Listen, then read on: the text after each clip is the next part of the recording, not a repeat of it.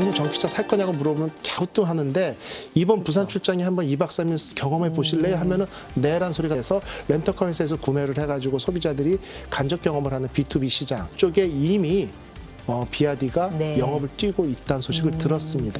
이제 뭐 품질 면에서는 뒤떨어지지만 가성비로 승부한다라는 우리의 중국차에 대한 어떤 개념이 네. 이제 벗어날 때가 되지 않았나 이렇게 보고 있습니다. 여러분 안녕하세요. 경제한방입니다. 네, 드디어 왔습니다. 중국 전기차 비아디 얘기입니다. 아토3를 첫 선으로 국내 시장을 본격적으로 공략하겠다는 건데요. 자세한 이야기 들어보겠습니다. 이호근 대덕대 미래자동차학과 교수 나오셨습니다. 예, 안녕하세요. 네. 대덕대학교 미래자동차학과 이호근입니다. 네, 교수님 먼 길을 와주셔서 감사합니다. 네네, 고맙습니다. 네. 불러주셔서. 네. 중국 비아디, 네. 자 아토3 네. 드디어 왔대요. 예, 자, 맞습니다. 단도직입적으로 여쭐게요. 한국 시장에서 성공할까요? 단기적으로는 쉽지 않을 겁니다. 단기적으로는 일단 중국차에 대한 어떤 거부감이 있고요. 네. 국내 소비자들은 또 승차감보다 하차감이라는 용어가 있잖아요. 그러다 보니까 본인은 스스로 만족해도 저 사람 중국차 타고 있네라는 어떤 주변의 시선을 분명히 눈여겨보거든요. 네. 그래서 단기적으로는 쉽지 않은데 어떨 때 보니까 가격이 3천만 원대 초반에 네. 이제 엔트리가 시작이더라고요. 그래서 이걸 보면은 국내 마이너 3사, 르쌍쉐라고 하죠. 뭐 네. KGM 같은 경우 이런 경우는 분명히 직접적인 타격이 좀 있을 것 같고 그런데 르쌍쉐이 우리나라에서 전기차 시장 점유율은 5% 미만이었거든요. 네. 4.9% 정도였기 때문에 실제 그 수준에서 초반에 올해는 시장 점유율이 좀 가져가지 않을까 네. 이렇게 좀 마이너하게 봅니다. 그러니까 메이드 인 차이나 이거를 네. 극복하기는 당장은 쉽지 않을 거다. 쉽지 않습니다. 특히 네, 자동차의 네. 경우는 네, 더더욱 그렇죠. 그럴 것이다. 집 다음에 두 번째 비싼 거잖아요. 그렇죠. 예. 모든 사람들한테 집 다음에 두 번째 비싼 재산을 네. 뭐 병따개도 아니고 그냥 한번 심시풀이 사볼까 이건 아니고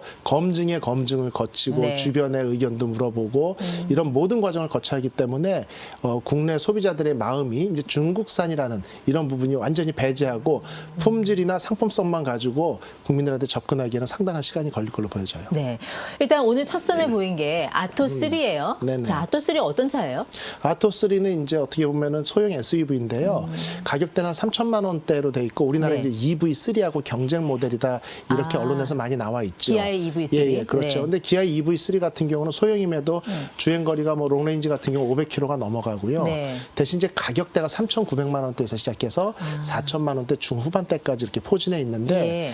실제 아토3 같은 경우 3,100만 원에 지금 가격이 오늘 발표가 됐거든요. 그 보조금 받으면 얼마 돼요? 보조금 받으면 이제 상당히 떨어지겠지만 2천만 원대 돼요? 2천만 원대 되겠죠. 최소한 왜냐하면은 정부 차원에서 아무리 차이를 두고 보조금에 대한 어떤 제약 조건이나 허들을 만들어서 네. 국내 산업을 좀 보호한다고 노력을 해도 최소 180에서 옛날에 테슬라가 185에서 한 200만 원대까지는 보조금을 기본적으로 네. 다 받게 돼 있거든요. 전기차면은 그렇기 때문에 제가 3,100만 원에서 한 180만 원, 200만 원 뺀다라고 하면 2천만 원대로 네. 도입하는 최초의 전기차라는 어떤 타이틀은 얻을 것 같습니다. 근데 LFP 배터리를 쓰기 때문에 네. 보조금을 그렇게 많이 못 받을 거다. 2천만 네네. 원대 가기 쉽지 않을 거다라고도 하던데. 하던데 이제 일반적인 전기차의 기본 보조금이 최소한 100만 원은 넘기 때문에 네. 기본 모델에 이제 옵션 같은 걸 더하지 않을 때는 2천만 원의 턱걸이는 할 걸로 예상이 옵션을 돼요. 하면 그래도 좀 더 3천만 원대 올라가겠죠. 가겠죠. 그렇죠. 3천만 원대 가겠죠. 네.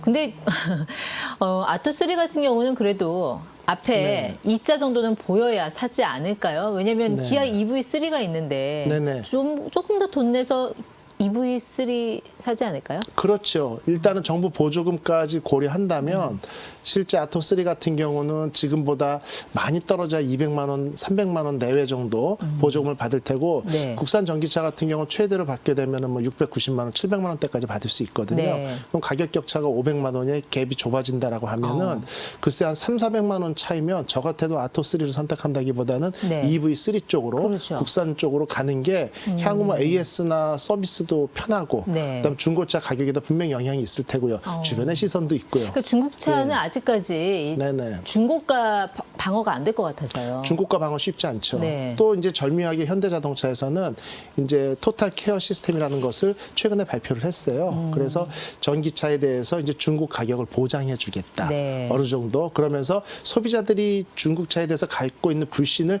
정확히 콕콕 찍어낸 거죠. 그다음 최근에 뭐 청라 화재 때문에 작년에 난리가 난리가 났었잖아요. 네. 그리고 KGM에서는 5억까지 예. 그 화재로 인한 피해에 대해서 5억 한도로 회사 차원에서 전기차가 불이 나면 보상해 주겠다는 걸 발표를 했는데 네. 현대자동차는 아주 통 크게 100억까지로 아. 발표를 했습니다. 그래서 보험 가액을 상회하는, 예. 왜냐하면 우리나라에서 자동차 보험 중에 정말 피해 최대치는 20억인 걸로 제가 알고 네. 있거든요. 그 이상을 초과하는 부분에 대해서 100억까지는 예. 자동차에 잘못이 있을 경우에는 본인들이 다 책임을 져주고 네. 일단 그거에 대해서 대응해 주겠다는 발표를 했기 때문에 그러한 부분에서 소비자들은 특히 전기차 하면은 상품성, 품질, 뭐 미려하고 이걸 떠나가지고 화재에 대한 쪽이 한쪽에 늘 있거든요. 이게 네, 트라우마처럼 그래서. 남아 있어요. 우리나라는 청라지구 화재 같은 경우 비액이 수백억이고 아직도 입주가 다시 재입주가 어려울 정도로 네. 이런 피해가 큰 상황이기 때문에 청라대 배터리가 LFP였나요? LFP 배터리입니다. 파라시스 걸로요. 그 네네. 중국 비아디도 LFP 쓴다면서요? 예, 중국 BYD도 LFP 쓰고 있죠. 괜찮아요? 막 불 잘 붙고 그러는 거 아니에요? 근데 오히려 화재 위험성은 LFP가 작다라고 나와 있습니다.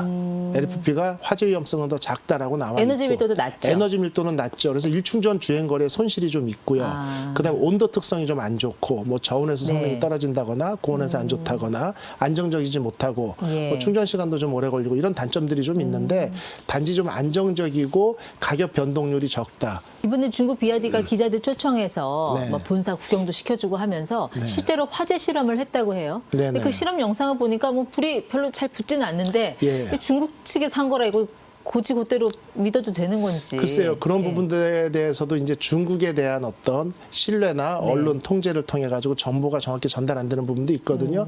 그래서 아마 비아디가 국내에 이제 차를 팔게 되면은 각종 테스트나 이런 부분들이 필요할 텐데 이제 문제는 이제 전기차 화재에 대한 각종 네. 기준이나 안전안이 정확히 정부 차원에서 만들어진 게 없기 때문에 기존에 있는 기준안은 뭐 통과한 상황이기 때문에 그에 네. 따른 어떤 추가적인 위험성에 대한 상대 비교는 어떤 방법으로 해야 될지는 아직 나오지 않은 거예요. 네. 자, 아토3 다음에 한번 좀 고려해 볼 만한 건 실 모델이죠. 실은 그렇죠. 어떤 차예요? 실 모델은 실제 어떻게 보면은 그 아이오닉하고 아이오닉 6하고 약간 비슷한 것 같아요. 외관은. 사이즈나 외관이나 이런 거 저기 총장, 네. 그다음에 전폭, 전장, 휠베이스 이런 게 뭐 5mm, 15mm 요 정도 차이밖에 안 나요. 그러니까 손가락 뭐 한 마디, 두 마디 정도만 차이가 날 정도로 정말 외형은 거의 쌍둥이 아니야 할 정도로 대보면 눈으로 보기에는 모든 사이즈가 거의 동일합니다. 가격은요? 실의 가격은 4천만 원 초반대로 나와 있기 때문에 실제 중국 전기차라고 하기에는 가격대가 좀 상당히 좀 높게 나와 있죠. 아. 그런데 그 내부 인테리어 구조나 이런 거는 상당히 좀 고급스럽다고 예. 아토3에 비해서는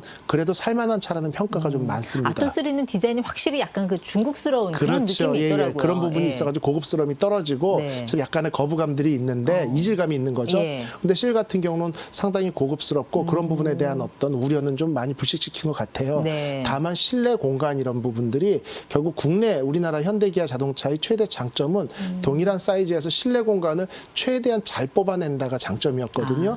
근데 실내 공간 면에서는 국산차가 훨씬 유리하다는 결과들이 나와 그렇죠. 있습니다. 그 실 네. 그 뒤에 그 트렁크 쪽 공간이 너무 네네. 부족해서 예, 맞습니다. 좀 불편할 것 같다는 생각은 그래서 들더라고요. 일반적으로 뭐 4천만 원이 넘게 금액을 지불하고 차량을 구매한다라고 했을 경우에는 선호도가 다소 좀 손이 가는 차종은 아닌 걸로 평가되고 있어요. 네, 일단 외관은 조금 더 신경을 쓴 것 같은데. 네네. 그런데 뭐 가속력 같은 건 상당히 좋아요. 제로백 같은 경우 3.8초로 알고 있거든요. 예. 그러니까 이제 가속력이나 이런 퍼포먼스는 상당히 좋은데 실제 제로백 3.8초는 우와 이러잖아요. 네.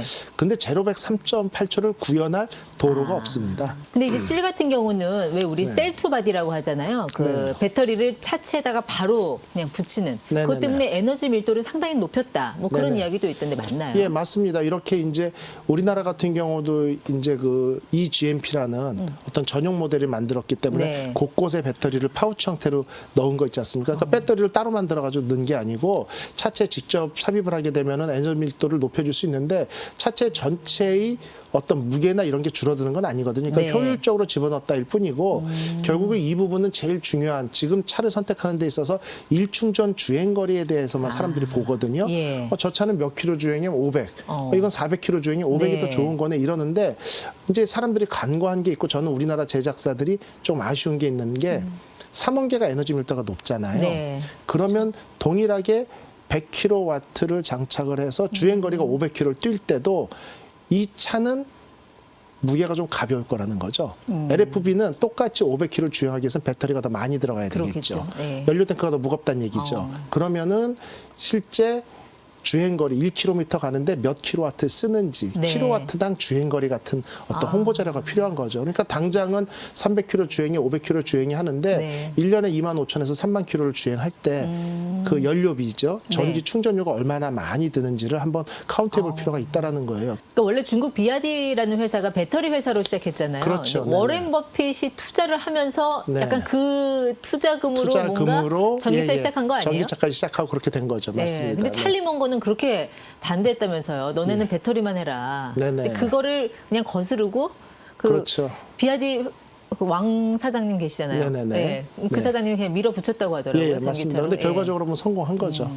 실제 뭐 이렇게 배터리부터 네. 자동차 설계부터 제작까지를 그냥 수직 계열화 해가지고 예. 성공했다고 볼 수 있는 거고 네. 뭐 어떻게 보면은 전기차 개발이라는 부분에 대해서는 그 돈이 많은 애플도 8년인가를 고생하다 포기를 했는데 네. BYD는 뭐 3년 조금 넘는 기간 안에 막대한 금액을 투자를 해가지고 성공해냈고 그렇죠. 예. 이런 부분을 본다라면 참 대단한 게 아닌가 일단 이렇게 판매 보겠습니다. 대수를 보면 1등입니까? 중국 비아디가? BYD가 글로벌 현재 판매대 시장에서. 글로벌에서 1등입니다. 중국을 순수 포함해서요. 전기차. 순수 예. 전기차는 아직 테슬라가 1등인가요? 아니요, 1등입니다. 비아디가 아, 1등일 비아디가요? 거고 1등으로 극복을 했습니다. 테슬라 넘어섰어요. 네. 근데 여기서 약간의 이제 통계 왜곡이 있는데 이제 그렇다고 뭐 데이터가 달라지는 건 아닙니다. 전 세계 글로벌 1등은 맞는데 중국 내수 시장에서는 완전히 압도적으로 중국 전기차가 잘 팔릴 거잖아요.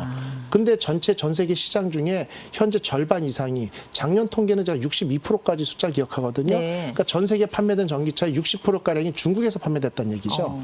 그러면 거기 60%의 시장에서는 정말 우리 집 안방처럼 네. 활개를 치면서 판매량이 압도적으로 시장 점유를 가져갔기 때문에 글로벌 전체 통계에서도 물론 앞섰습니다. 네. 이제 그런 부분들이 약간의 그 유리한 점이죠. 그렇죠. 네. 그 중국 비아디의 판매 목표 대수가 네. 뭐 10만 대라고 하던데. 네. 우리나라가 1년에 판매되는 전기차 전체 대수가를 넘어서는 목표 같거든요. 데이터 같은 경우에는 우리나라에서 보통 한 7만 몇천 대 보급됐었고 그중에 예. 테슬라가 한 4만 대, 그러니까요. 현대기아가 3만 대 정도고 마이너스 3사 미미하고요.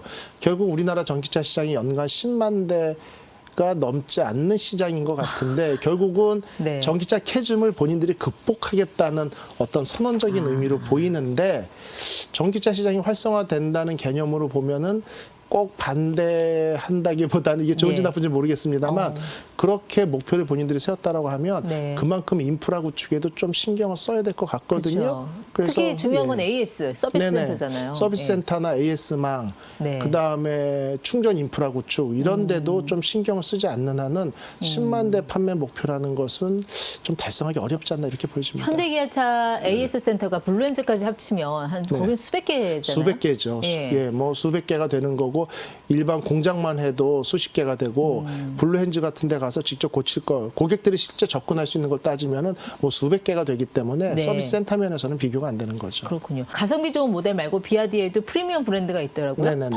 펑창바오. 예. 약간 중국식 발음이라 제가 그렇죠. 조금 어색하긴 네네네. 한데 이것도 가격대가 보니까 한 5천만 원대로 나오는 게 있어요. 네네. 이런 건 그래도 좀 팔릴 가능성이 있지 않을까요? 팔릴 가능성이 있는데 일단은 이제 그 탑다운 방식이 아닌 예. 버텀업으로 저가형 전기차 우리나라 시장에서 전기차를 기존에 구매했던 사람들은 얼리버드나 얼리 어댑터처럼 네. 가격을 고려하지 않고 세컨카로 새로운 어떤 물건에 대해서 관심이 있어서 구매를 했고요. 지금 이제 가성비를 따지면서 내연기관 대비 성능이 좋은지 유지비가 많은지를 예. 따지는 고객층이 남아 있어서 전기차 확산이 더디고 있거든요. 네. 그러다 보니까 우선은 저가형 전기차를 가지고 보급형을 가지고 그렇죠. 시장을 좀 공략을 하고 네. 거기서 품질 이슈가 없을 경우에 품질 이슈가 없다 하더라도 4천만 원, 5천만 원대의 전기차를 소비자들이 바로 구매하진 저는 않을 걸로 보여져.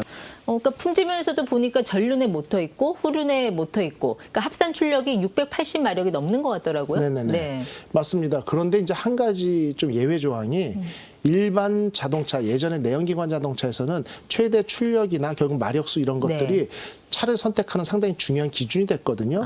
근데 전기차는 제가 몰아봐도 이미 웬만한 전기차는 일반적인 내연기관 대비 가속력이 충분히 좋아요. 예. 운전자들이 100%풀 악셀 가속을 하면서 차량을 운용하기에는 과도하게 좋기 때문에 네. 그 680마력의 차를 내가 보유하고 있다, 아니면 350마력이나 400마력을 보유하고 있다에 따라서 어떤 가속력이나 승차감이나 조종 안정성 아니면 드라이빙의 즐거움에서 큰 차이를 저는 못 느낀다고 보거든요. 그러니까 이 펑창바오가 순수 전기차는 아닌 것 같은데 도요타 E4처럼 네. 그 프로펠러 샤프트가 없어요. 네네. 사실상 전기차 아닌가요? 그럼? 사실상 전기차라고 볼 수 있겠죠. 동력을 직접 구동하면서 전달하니까 예. 그런 방식에서 효율성을 좀 높였다고 볼 수 있습니다. 네. 그러니까 가격대가 한 5천만 원이면은 산타페 그 네네. 하이브리드 가격하고 비슷한 거 아니에요? 4,800만 원대. 4,800이면은 비슷하죠. 비슷한 가격대인데 그 가격대에서 B2C에서 일반 소비자들이 5천만 원이 넘는 가격대를 지불하고 네. 선택할 가능성은 저는 오히려 적다고 보고요.